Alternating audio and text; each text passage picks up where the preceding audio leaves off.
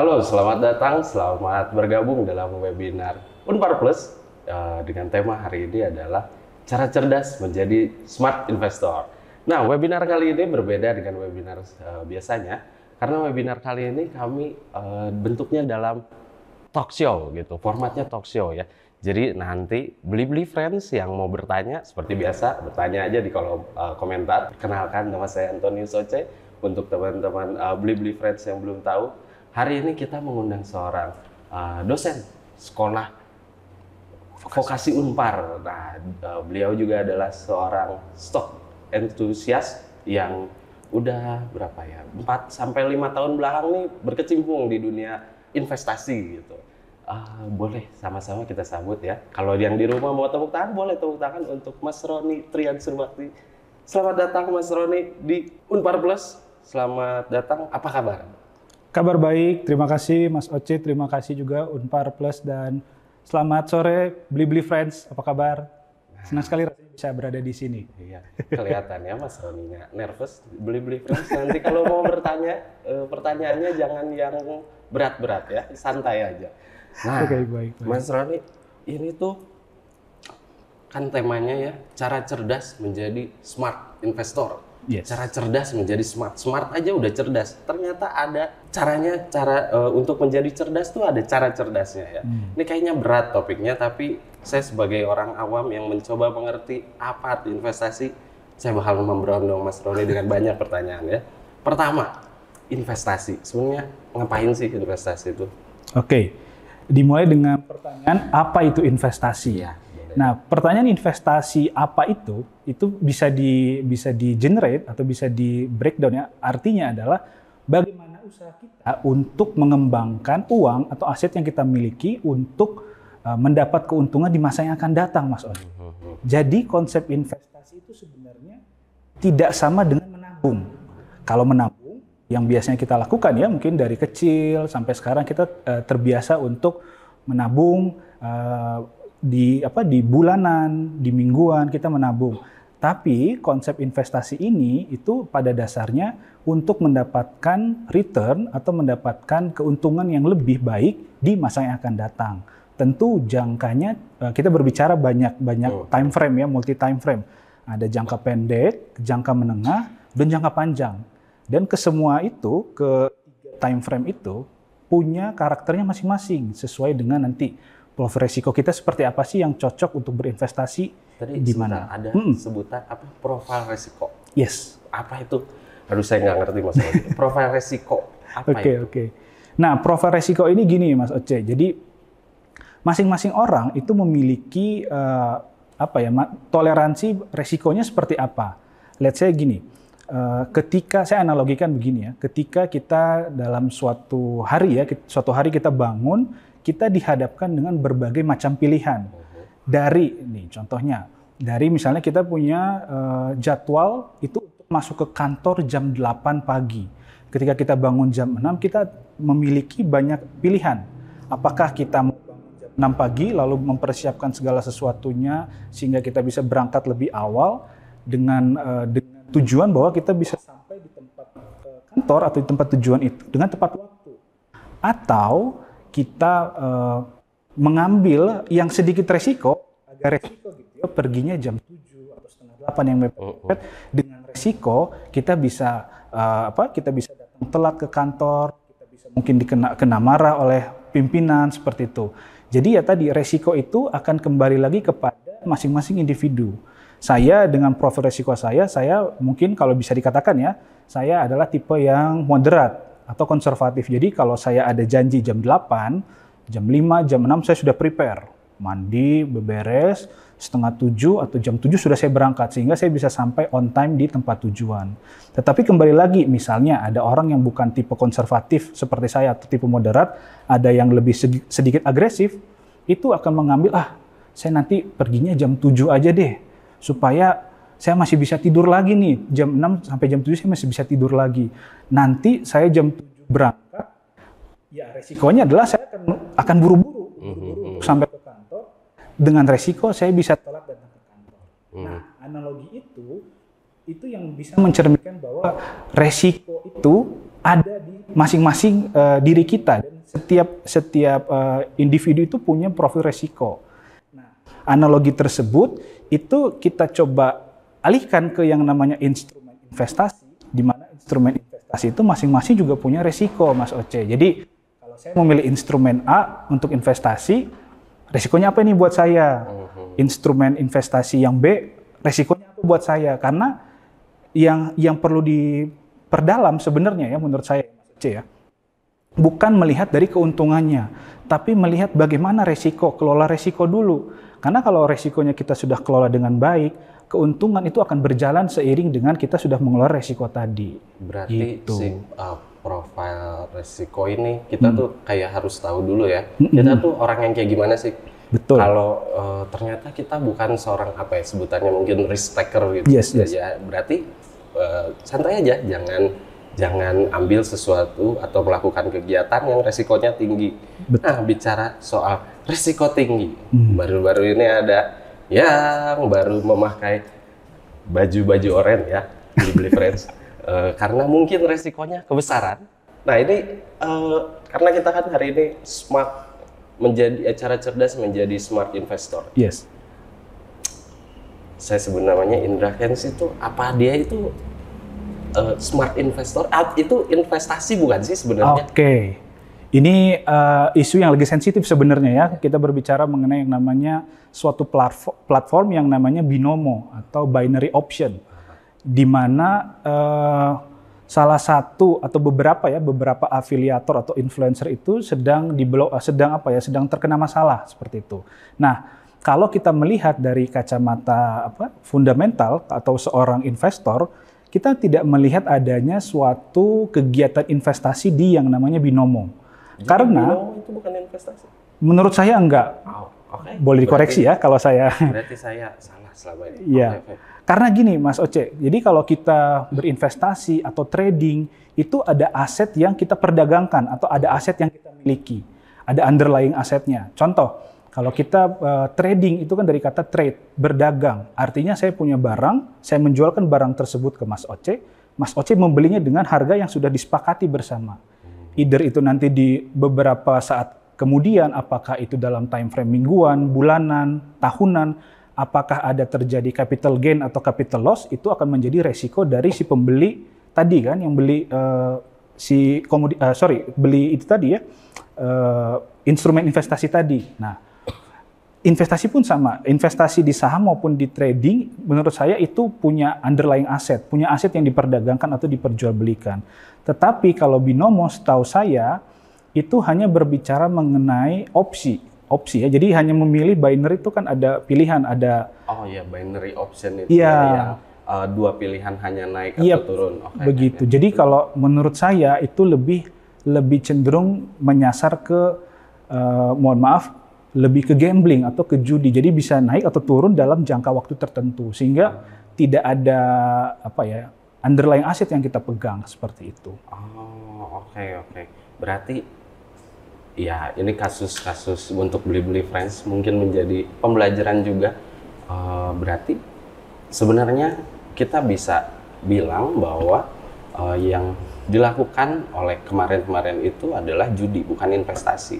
Tapi yang menarik itu Mas Roni menurut saya, kan saya sedikit ngikutin kenapa banyak banget nih yang ya jadi korbannya gitu. Padahal kan maksudnya informasi ini sekarang kan kesebar di mana-mana. Sebelum ngapain kan kita bisa belajar dulu, googling dulu, atau ya at least ada Quora juga kita bisa nanya-nanya, atau nanya langsung ke Unpar Plus ya, Beli Friends, menarik sekali.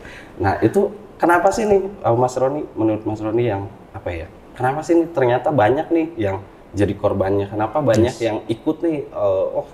Kayaknya keren nih jadi punya Tesla, murah banget, kan gitu jargonnya gitu. Gimana tuh Mas? Iya. Sekarang orange banget. Ya. Ya, jadi gini, saya coba menarik ke belakang ya. Sebenarnya investasi bodong ya, tanda kutip ya, investasi penipuan di investasi itu udah dari zaman dulu ada gitu. Cuman berubah-ubah bentuknya. Ada dulu yang bentuknya arisan, ada yang bentuknya dulu ada join untuk membuat suatu usaha gitu ya. Lalu sekarang karena generasi kita itu berubah ya, generasi kita berubah, lalu ada generasi yang lebih muda, generasi millennials yang lebih terinfluence dari yang namanya sosial media. Jadi itu adalah salah satu bentuk yang namanya potensial untuk market. Nah, saya menangkap bahwa investasi-investasi bodong yang tadi disampaikan oleh Mas Oce itu bisa saja menyasar ke generasi-generasi seperti itu. Apalagi nih, semenjak pandemi itu intensitas orang-orang untuk menggunakan sosial media itu semakin tinggi. Oh, iya. Jadi ya sudah, semakin orang melihat sosial media, semakin ada influencer yang ingin menyampaikan bahwa lu rebahan doang, lu bisa dapat modal gain atau return seperti saya. Saya beli mobil supercar, beli ini, beli itu, tidak mikir, beli aja langsung. Iya. Dan itu menjadi influence yang menurut saya kurang baik bagi edukasi di masyarakat, khususnya generasi yang muda, generasi milenial yang saat ini. Nah, yang tadi saya bilang, dan di satu sisi ada semacam miss atau ya tidak ada atau belum terlalu tersampaikannya tentang edukasi mengenai keuangan, inklusi keuangan belum terlalu. Jadi teman-teman ini istilahnya gini loh. Ini saya pernah melihat memes di sosial media. Itu ada anak tangga 1, 2, 3, 4. Dan ada di memesnya itu anaknya itu dari 1 bisa langsung loncat ke 4, Mas Oce. Kakinya langsung ke 4. Artinya dia tidak mempelajari dulu tentang edukasi keuangan tuh seperti apa sih? Investasi keuangan tuh seperti apa yang baik? Yang resikonya seperti apa dikelolanya? Tapi langsung naik ke yang namanya, ya itu tadi, aplikasi-aplikasi yang sifatnya bukan investasi tapi lebih banyak cenderungnya ke arah gambling atau judi. Nah, sayang banget nih, mudah-mudahan nih dengan adanya kegiatan seperti ini Unpar Plus dengan Beli Friends ini bisa jadi mengedukasi bahwa untuk melakukan yang namanya investasi ya perlu belajar dulu lah, jangan langsung terjun gitu. Jadi istilahnya gini, aduh saya jadi panjang nih ngomongnya. Nggak apa-apa, ini kita masih lama. Masih lama ya. Nggak apa-apa, panjang aja. Jadi saya jadi dikit. potong gaji. Iya. Beli Friends ini tidak baik. Silakan, Mas Rodi. Jadi gini, misalnya ketika kita baru mengenal yang namanya instrumen-instrumen investasi, itu tuh kita ibaratnya seperti kendaraan. Kita belajar dulu naik yang namanya sepeda. Kalau sepedanya kita sudah pinter, mengayuh, kita udah bisa mengendarainya dengan baik, bolehlah kita naik ke yang namanya levelnya lebih tinggi. Motor, kendaraan, atau mobil, seperti itu. Tetapi yang terjadi sekarang, karena ada instan, karena ada influence yang tadi disampaikan, bahwa mudah banget kok dapat cuan, tanda kutip ya, cuan dengan cara seperti itu, ya orang-orang tidak menghargai proses tadi. Mereka hanya melihat hasilnya bagus, saya nggak mau ngelewatin proses ini, saya akan langsung ke hasil. Bagaimana caranya? Ada seseorang yang mengatakan bahwa ini begini. Saya ikut yang itu aja deh, saya mau shortcut. Nah, mungkin Mas Oce pernah gini nggak? Pernah main game, susah banget gamenya dipecahin, terus akhirnya saya pakai cheat aja deh, cheat code. Misalnya mungkin main GTA atau apa dulu ya. Kalau di PS1 tuh Game Shark. Game Shark. Kelihatan generasinya ya. Iya. Itu kan seperti cara pintas dan itu membuat kita terbiasa bahwa ada cara praktis, ada cara instan untuk mencapai apa yang kita inginkan. Tetapi yang tadi ketika kita berbicara investasi, ini bukan main-main loh. Ini berbicara tentang bagaimana kita kelola uang kita, bagaimana kita menabung gitu ya, untuk nanti di masa depan kita bisa memperoleh tujuan finansial. Ya tujuan finansial kan banyak tuh, ada mau A, B, C, D, tergantung nanti dari masing-masing individu. Berarti yang tadi kita obrolin ini, yang saya tangkap sebenarnya investasi itu nggak mungkin, atau nggak bicara investasi deh, bicara ngedapetin cuan, bicara dapetin uang itu nggak mungkin instan sebenarnya.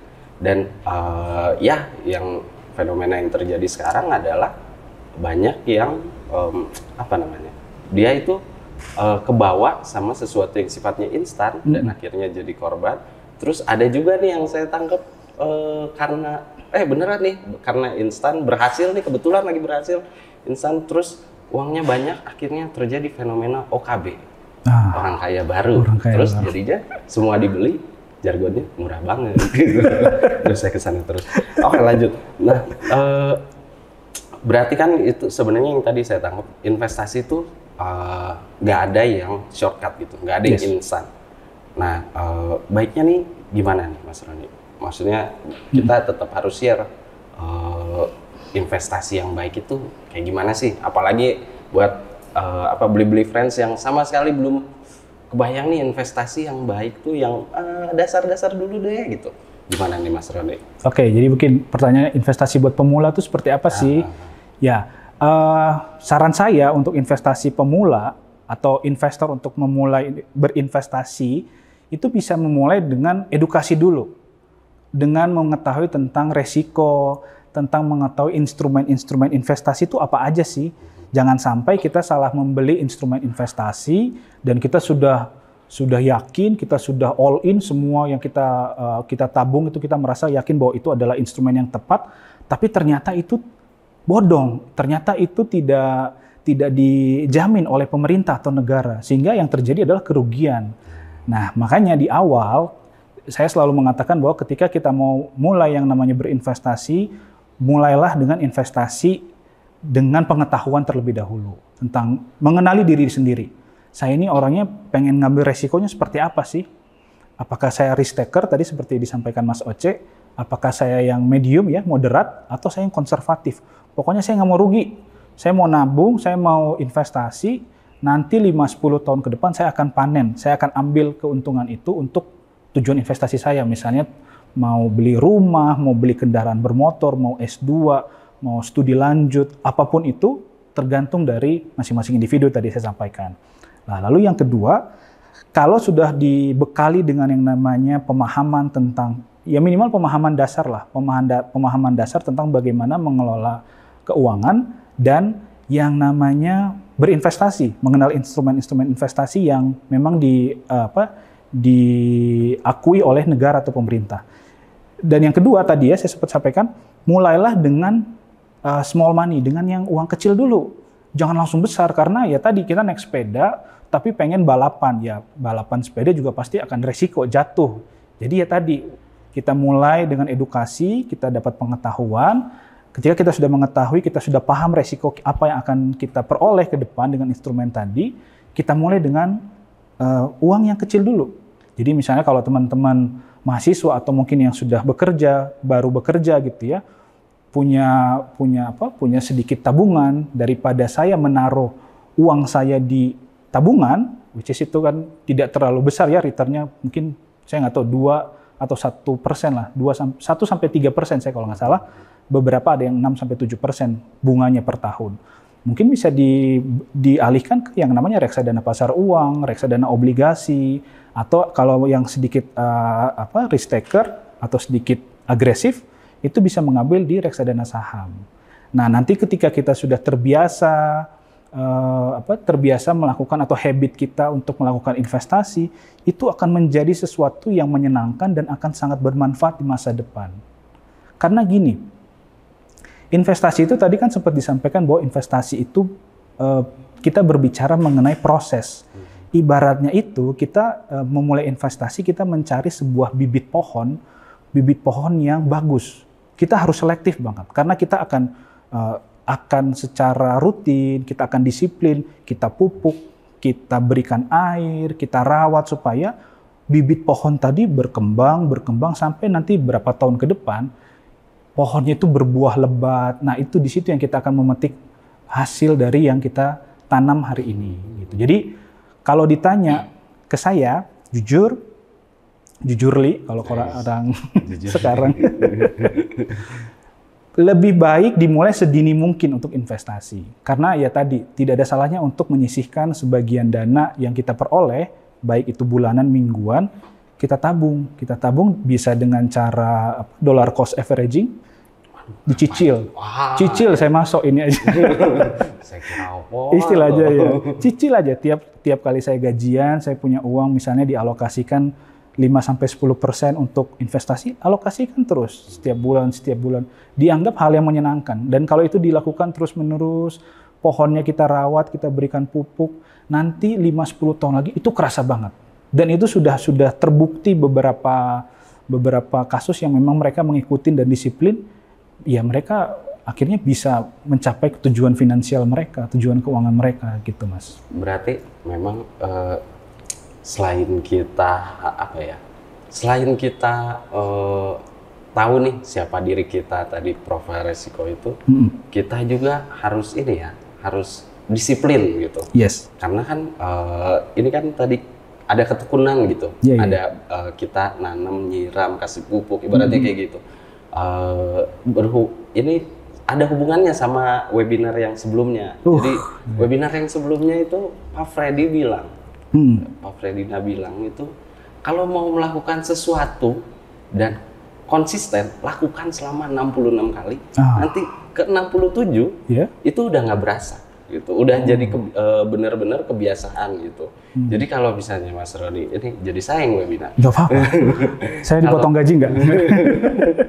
Kalau kita terbiasa lari pagi, pagi-pagi, nah hari keduanya tuh masih semangat, hari ketiganya mulai aduh nggak apa. Tapi kalau kita paksain sampai 66 kali, menurut Pak Fredina ini, itu tuh akan jadi sesuatu yang menyenangkan gitu. Good habit ya? Iya. Nanti mungkin sama di investasi ini, kalau beli friends gitu udah terbiasa mungkin berhubungan sama webinar yang sebelumnya 66 kali, nanti jadi sebuah kebiasaan yang baik dan buahnya juga baik gitu. Nah tadi tuh saya tuh ada pengen nanya gini Mas Roni. Gimana tuh? Jadi kan tadi ada teman-teman yang masih kuliah, bahkan mungkin saya nggak tahu yang masih SMA tapi udah dapat uang jajan nih, atau yang baru kerja gitu, mungkin kerjanya dapat gajinya misalnya UMR gitu. Ada nggak sih entah platform, entah bukan platform, kayak saran kira-kira nominal gitu, misalnya untuk yang kerja dulu deh, yang dengan gaji UMR, berapa banyak sih, berapa persen gitu, kita tuh harus berinvestasi gitu, supaya ya tadi misalnya tujuannya tujuannya tetap harus real kan ya, real. 4-5 tahun ke depan menikah gitu. Menikah? Ini bukan saya loh. Oh bukan? Nah. Jomblo atau sudah? Jomblo. Oh jomblo. Tapi bukan saya. Oh iya baik.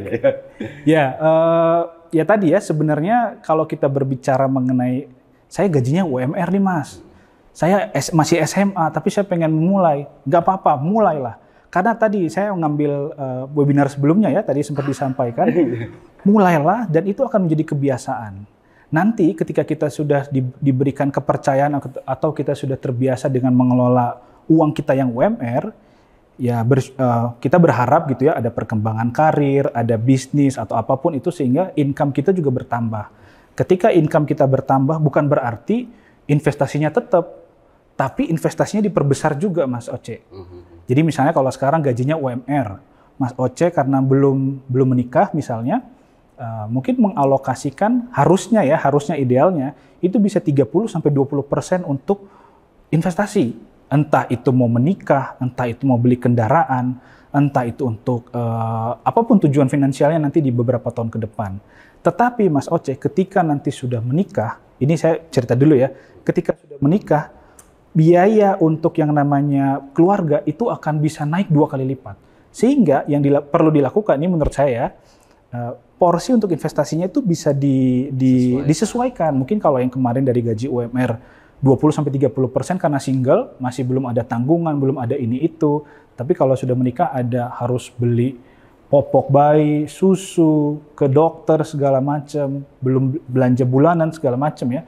Mungkin bisa disesuaikan 10%, tapi itu harus tetap dilakukan investasi tersebut.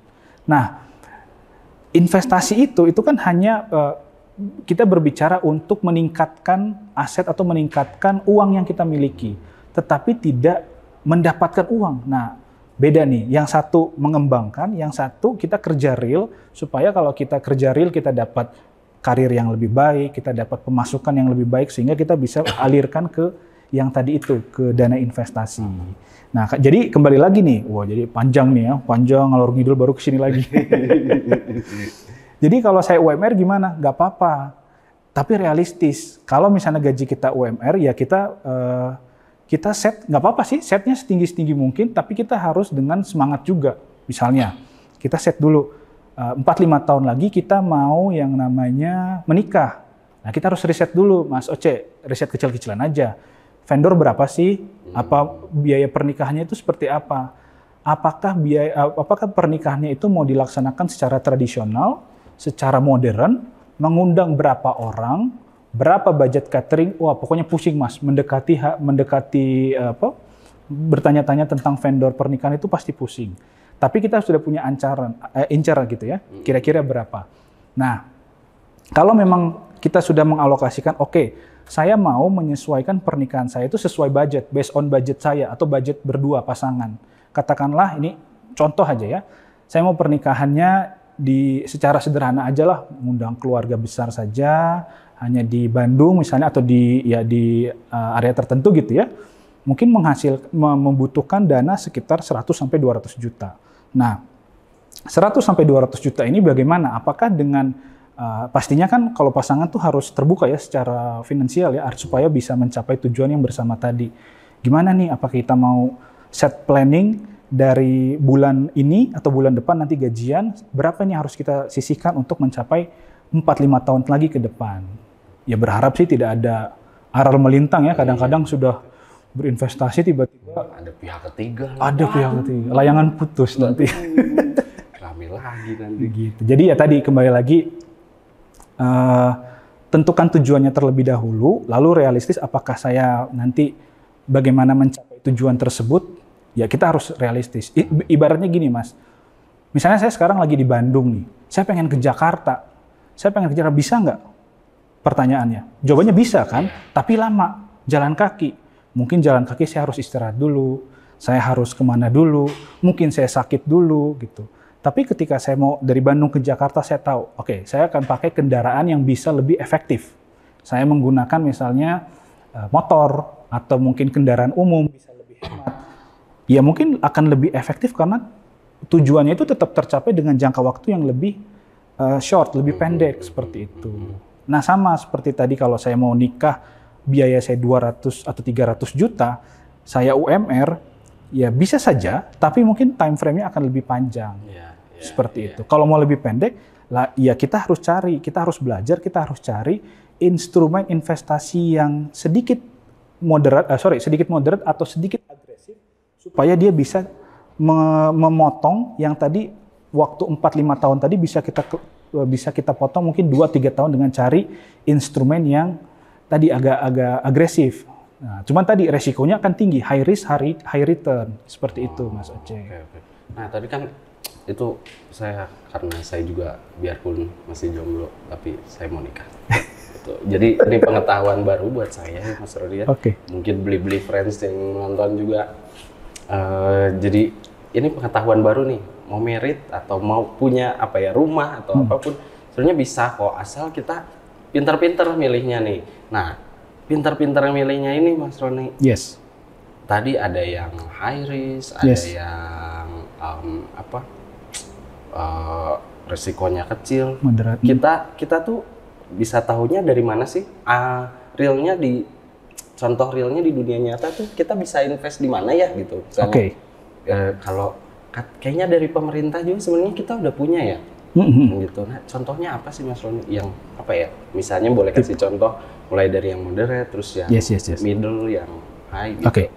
Ya, tadi ya profil resiko kan kembali lagi ke orang, dan masing-masing orang pasti punya profil resikonya masing-masing gitu. Nah, mungkin Mas Oce dengan pasangan atau dengan saya itu akan berbeda. Nah, cara cari tahunya gimana? Biasanya ketika kita submit atau kita mau mendaftarkan diri kita untuk berinvestasi, either itu ke perbankan atau itu ke lembaga keuangan yang menyediakan platform atau ya semacam aplikasi yang memang sudah diawasi OJK, ada Bapepti. Itu kita biasanya di awal itu akan ditanyakan profil resiko. Nanti ada pertanyaan-pertanyaannya Mas Oce. Kalau begini pertanyaannya A, jawabannya apa? Nanti setelah di-generate, setelah kita mengisi semua pertanyaan-pertanyaan yang ada di aplikasi itu akan keluar nanti profiling. Jadi akan keluar, oh Mas Oce ini adalah profilingnya moderat.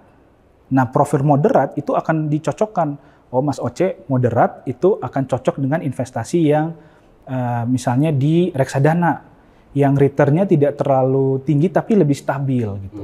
Reksadana pasar uang, reksadana obligasi gitu. Atau ternyata setelah di profiling nih Mas Oce diisi segala macam, keluar hasilnya ternyata ini agresif, risk taker. Oh, ternyata nanti akan dikeluarkanlah hasil rekomendasi instrumen investasinya seperti apa. Biasanya kalau agresif itu biasanya ada reksadana saham, ada saham itu sendiri, dan itu memang ya tadi high risk, high return. Resikonya tinggi, tapi ketika kita benar, ketika kita sudah menganalisa, lalu kita menempatkan dana kita sesuai dengan profil resiko kita, return dari yang namanya saham itu bisa melebihi dari reksadana, obligasi, bahkan deposito itu akan jauh gitu. Dalam waktu yang lebih pendek juga gitu. Oke. Berarti gitu. Nah tadi contohnya tadi kan reksadana gitu. Terus ada apa lagi nggak sih Mas Roni? Kayak kalau saya ini hanya dengar aja ya. Sebenarnya berarti investasi itu kita kalau mau berinvest sebenarnya kita tuh udah banyak banget ya, dan sebenarnya kita bisa nyari di mana aja. Salah satunya ya mungkin di bank juga udah ada ya kayak gitu-gitu. Punya saran nggak Mas Roni kayak apa ya? Ya tadi misalnya yang tengah yang paling bawah gitu ini low risk gitu. Middle sama high risk itu yang profilnya gini, investnya ke sini nih. Gitu. Kalau boleh spill sedikit. Gitu. Oke, saya kasih analogi ya biar lebih paham ya. Jadi analoginya gini, beli friends. Jadi kalau kita berbicara mengenai instrumen yang sifatnya konservatif, yang lebih defensif istilahnya, ya penurunannya mungkin terbatas, dia lebih naik, tetap naik, returnnya naik, tapi tidak akan seagresif tadi di dua instrumen yang lain. Ini ibaratnya kita sedang mengayuh sepeda. Nah kalau kita tipe yang, aduh kayaknya saya mau fokus kerja nih, tapi daripada uang saya ditaruh di bank, hanya menyimpan, tidak berkembang, mungkin ya tidak akan bisa melawan inflasi lah. Nah lalu kita akan memilih, ya udah deh saya akan coba ke yang namanya reksadana. Reksadana itu supaya tadi returnnya lebih tinggi dibandingkan menabung. Tapi saya juga punya kepastian bahwa ya itu tidak menjadi terlalu masalah, terlalu beban pikiran saya gitu. Saya bisa menjalankan aktivitas pekerjaan saya bisa fokus karir, saya bisa mencari penghasilan lain dari pekerjaan saya, misalnya seperti itu. Nah itu tuh naik sepeda tuh contohnya ya. Jadi obligasi, terus reksadana itu seperti mengayuh sepeda, jadi baru belajar gitu.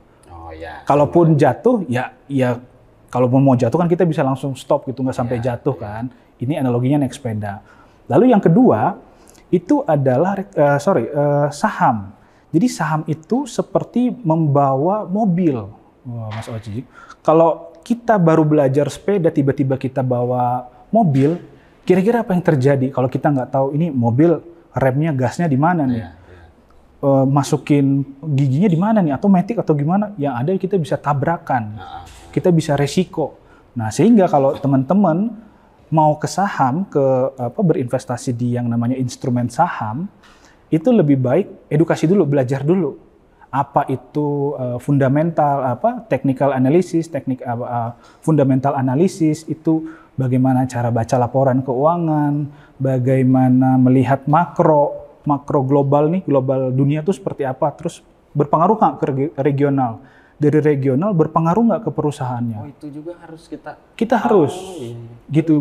Bayangkan itu bagaimana complicatednya, sehingga kita dituntut harus tahu dulu, jangan sampai kita terikut gitu.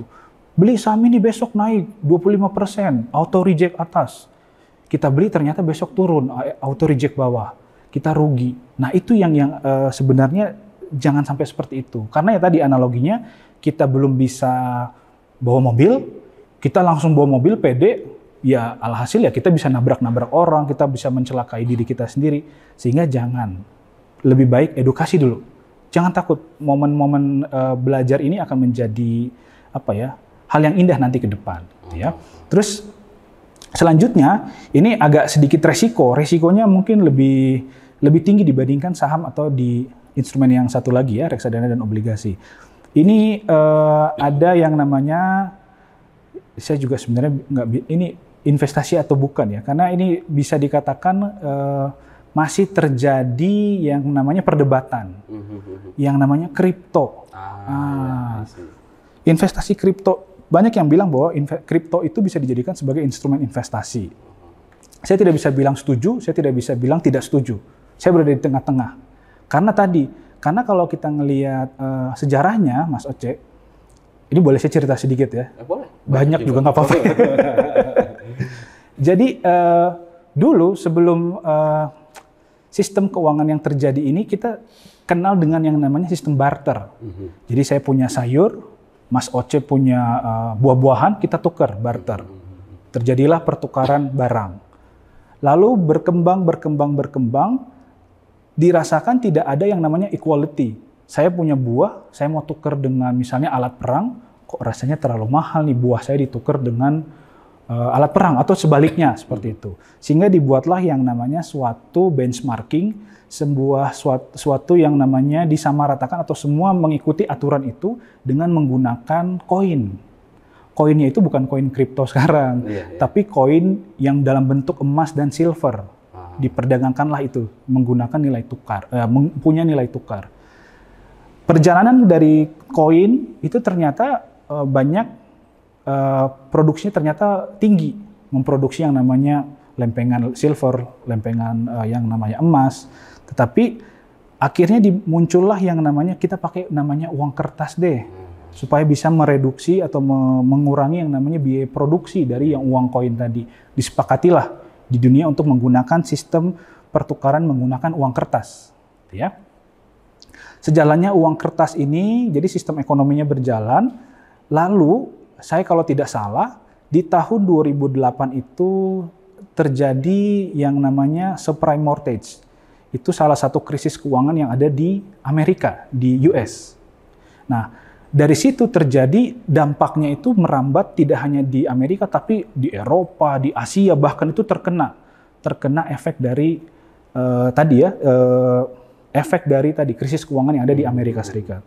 Sehingga di tahun saya lupa ingat ya, sekitar 2009 atau 2010 itu muncullah yang namanya pemerakarsa pionir mengatakan yuk kita coba buat yang namanya sistem keuangan baru dengan menggunakan yang namanya kripto dengan teknologi blockchain. Jadi dengan teknologi blockchain ada yang namanya kripto. Jadi itu yang melahirkan yang namanya Bitcoin.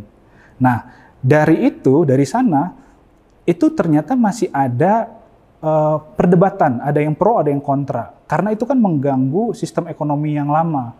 Muncul sistem ekonomi yang baru, sistem ekonomi yang lama, ya kita nggak menggunakan kripto. Apa itu kripto? Asetnya juga tidak terlihat. Itu kalau yang kontra. Kalau yang pro, ya udah ini ada digital segala macam, ada teknologi blockchain, didukung dengan yang namanya tadi orang-orang yang berpengaruh. Ada Elon Musk di situ, ada Mark Zuckerberg, ada Amazon, dan ada beberapa negara yang sudah accept Bitcoin. Nah ini kan sekarang jadi di tengah-tengah. Jadi kalau saya bilang kripto itu investasi atau tidak, saya di tengah. Karena saya nggak bisa bilang itu bukan aset investasi, saya kan nggak tahu ke depan. Kalau saya tahu, saya udah jual tuh. Rumah saya, mobil saya jual. Aset tuh di kripto. Tapi kan tidak seperti itu. Tidak seperti itu. Jadi ya makanya ya kembali lagi, kita nggak bisa bilang bahwa itu benar-benar aset buat diinvestasikan, tapi di satu sisi kita juga nggak bisa bilang bahwa itu bukan aset gitu. Jadi masih di area abu-abu lah seperti itu. Oke. Ini banyak pengetahuan baru ya. Ya aduh saya jadi kayak mendongeng ya. Iya nggak apa-apa. Ini menarik sekali. Ternyata saya baru tahu kripto itu sebenarnya dibuat justru udah agak lama sebenarnya. Sepengetahuan saya, mungkin bisa dikoreksi kalau saya. Karena saya nggak. Nah, terus kalau ini, Mas itu kan kayaknya investasi yang boleh bilang kekinian kali ya. Yes. Nah, kalau zaman dulu kan, kalau papa mama kita nih beli friends, investasi itu ada dalam bentuk rumah dan lain-lain gitu. Nah, gimana menurut Mas Roni nih? Itu kayak masih relevan nggak sih sekarang gitu? Ini untuk pemula atau untuk yang sudah advance nih, untuk properti? Mungkin pemula. Ya, ada dari sudut pandang pemula, nanti mungkin dari ini yang udah propernya gitu.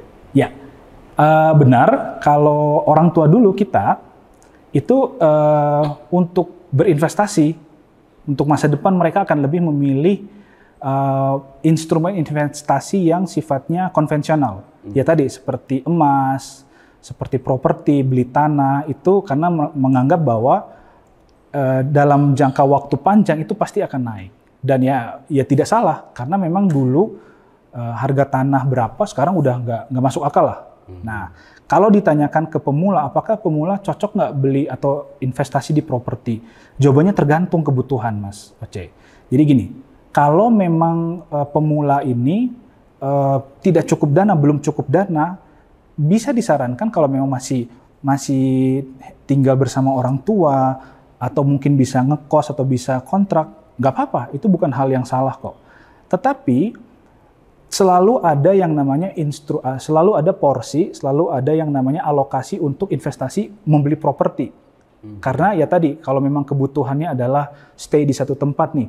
Misalnya Mang Oce, udahlah, saya mau bekerja di Bandung aja lah, saya nggak mau bepergian ke luar kota lagi, saya akan stay di sini, saya akan meniti karir di Bandung, saya butuh rumah. Ya sudah, berarti kalau memang sudah ada kebutuhan rumah, kita udah bisa set plan gitu ya. Oke, saya mau punya rumah, berapa harga rumahnya, lokasinya di mana, mampu nggak saya? Kalau saya nggak mampu, carilah yang memang sesuai dengan tadi, based on budget kita. Budget kita misalnya berapa juta nih, berapa puluh atau berapa ratus. Kalau nggak apa-apa, kita kontrak aja dulu, ngontrak atau misalnya tinggal dengan orang tua nggak apa-apa. Di sebagian porsi itu kita buat investasi. Oke, berarti sebenarnya masih ini ya. Masih relevan gitu. Masih relevan. Ini. Nah, kalau gitu Mas Roni, ini balik ke topik utama nih, smart investor. Jadi pengen minum. Iya. Nah, boleh saya juga minum? Oh iya boleh. Oh iya. Diminum. Nah, ini Mas Roni. Ada rasanya? Ada. Oh, ada. Bagus kalau gitu. Tawar. Nah, ini Mas Roni. Tadi saya tuh sebenarnya terngiang-ngiang di kepala saya. Kayak kita kan mau invest nih. Ya. Tapi tadi sempat dibilang juga kita tuh ya harus bisa ngelihat situasi, ngelihat perkembangan global. Ya. Kalau yang lagi hit sekarang selain yang baju oren itu kan ada lagi yang itu nggak ada hubungannya kayaknya. Tadinya saya mau ngomong artis Thailand tapi yang jatuh. Aduh, saya belum update itu. Ini perang Rusia Ukraina. Iya. Itu ada pengaruh nggak sih? Kayak itu contoh yang paling inilah yang sekarang lagi kejadian nih. Update ya. Ada ngaruh nggak sih ke investasi apa gitu? Iya. Kalau kita bisa lihat ya Mas Oce ya, perkembangan situasi yang terjadi di Ukraina dan Rusia itu secara global akan memberikan efek terhadap masing-masing semua area di dunia ini akan menjadi terdampak gitu. Kenapa bisa saya bilang seperti itu? Khususnya kalau kita berbicara mengenai supply chain komoditas. Kita tahu bahwa Rusia itu merupakan dia rantai pasokan untuk yang namanya batu bara atau sektor-sektor gas, energi seperti itu. Sehingga ketika ada yang namanya semacam sanksi dari Amerika dan negara-negara aliansinya seperti itu kan akan berpengaruh terhadap dia tidak bisa lagi mengirimkan bahan-bahan atau misalnya komoditasnya dia itu keluar, dan juga dia tidak bisa memperoleh komoditas yang dia butuhkan dari luar Rusia seperti dikena sanksi gitu. Nah, di satu sisi karena makro atau globalnya seperti itu akan berdampak juga pasti ke skala regional, Asia maupun di kawasan misalnya di Indonesia lah katakan. Nah, di Indonesia dampaknya apa? Mungkin kerasa nggak Mas Oce, beberapa bulan terakhir ini susah banget dapat minyak goreng. Kerasa nggak? Mama saya yang mencari minyak goreng. Saya tahu makan. Jadi kayaknya mama saya susah. Iya. Gimana tuh? Ya, nah, dari perang jadi minyak goreng. Ya, jadi salah satu komoditas memang dari Indonesia itu kan adalah CPO ya, crude palm oil. Jadi Indonesia, saya juga masih agak bingung ya, kenapa perang antara ya tadi ya di regional lain itu bisa berpengaruh terhadap yang namanya komoditas-komoditas yang ada di Indonesia. Kan supply dan demand itu akan menjadi hukum ekonomi bahwa ternyata demand-nya tinggi sekali, ternyata tapi di satu sisi supply dari si yang namanya pasokan komoditas tadi mungkin sedikit terhambat karena tadi ada perang itu ya. Jadi kan ada sedikit sanksi. Jadi kita yang tadinya mengirimkan atau mungkin tadi yang menerima itu akan sedikit mengalami ada fluktuasi harga di sana. Begitupun dengan Ukraina. Ukraina itu kan pengekspor, saya kalau tidak salah itu gandum ya. Gandum itu kan bahan baku untuk mie instan, roti, sehingga ya itu akan sedikit berpengaruh terhadap nanti harga-harga produksi nanti di dalam negeri seperti itu. Nah, kita bicara global tadi ada perang itu menghasilkan atau memberikan dampak supply chain yang terganggu. Supply chain yang terganggu tadi akan membuat fluktuasi harga komoditas, khususnya ya negara-negara yang membutuhkan komoditas-komoditas tadi. Nah, kalau kita sudah berbicara global, lalu di regional seperti apa? Apakah di Indonesia ada yang namanya aturan-aturan yang melarang ekspor atau mungkin yang tergantung, misalnya Indonesia tergantung banget nih dengan gandumnya dari Ukraina, sehingga itu akan membuat perubahan harga yang signifikan. Nah, kalau kita sudah dapat gambaran besarnya global, lalu ada gambaran regionalnya, kita masuk ke perusahaan-perusahaan yang ada di, kalau kita berbicara mengenai investasi saham ya, kita berbicara mengenai, kita lihat perusahaan-perusahaan apa yang terdampak nanti secara positif ataupun secara negatif terhadap global dan regional yang sedang terjadi. Let's say, karena adanya sanksi di Rusia, dia tidak boleh mengirimkan batu bara atau tidak boleh mendapatkan batu bara, sehingga harga batu bara itu bisa naik dengan signifikan dengan cepat. Batu bara, nikel, ada crude palm oil, CPO, itu naik dengan signifikan.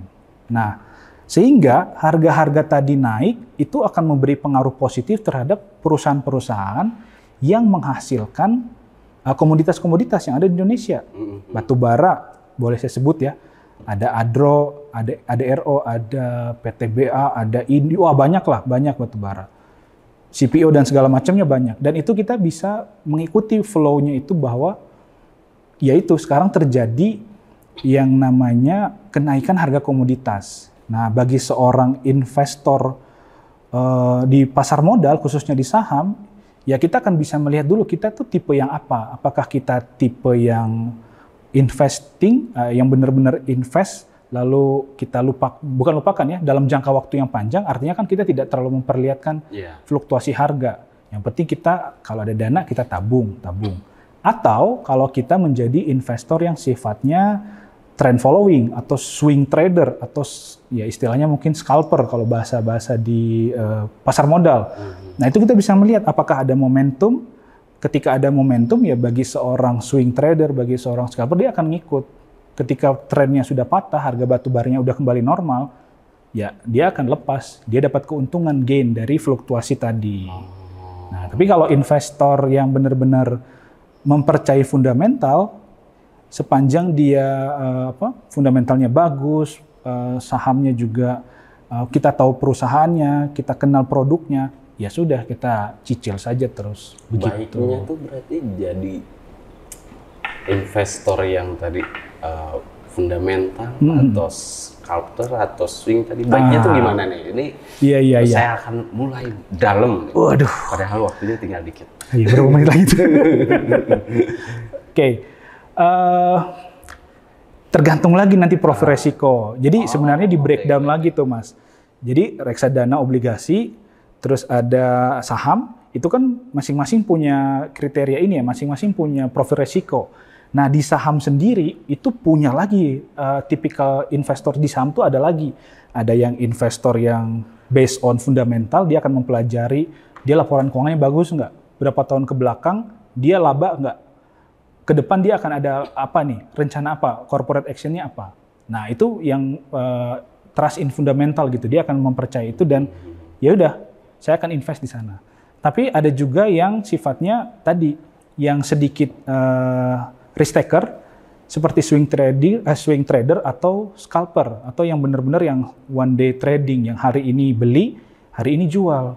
Nah, tapi itu saya tidak menyarankan bagi pemula, karena itu harus memiliki jam terbang juga dan pemahaman yang benar-benar baik. Karena kalau enggak, kita tidak ada pemahaman yang baik, kita tidak ada pengalaman, kita masuk ke yang tipe tadi ya, swing trader atau scalper, babak belur kita, habis.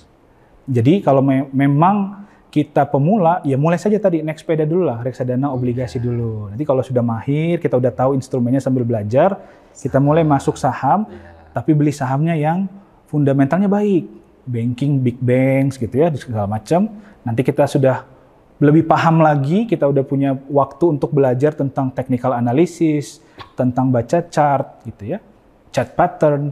Kita bisa masuk ke yang namanya tadi, swing trader atau, ya bukan investor lah, lebih ke trader ya. Swing trader atau scalper. Nah, tapi itu tidak disarankan untuk pemula. Itu untuk yang sudah advance. Iya, gitu itu kayak naik terus ya levelnya ya. Iya. Oke, jadi ini sebenarnya ada apa ya? Tadi saya catat-catat tuh sebenarnya ada intinya tuh ada 3 hal, Mas Roni. Yes. Saya kayaknya bisa jadi smart investor. Pertama, pahami profil risiko diri sendiri. Waduh, bener banget. Yang kedua, lihat sana sini, lihat berita. Yes. Yang ketiga, nanti akhirnya pelan-pelan aja dari yang tadi mungkin low itu namanya obligasi, reksadana, nanti mulai naik lagi ke saham sampai ya nanti siapa tahu di depan ternyata benar kripto itu adalah investasi masa depan. Kita tidak tahu, kita belum tahu gitu. Nah, ini kita masih punya 5 menit terakhir, Mas Rodi. Yes.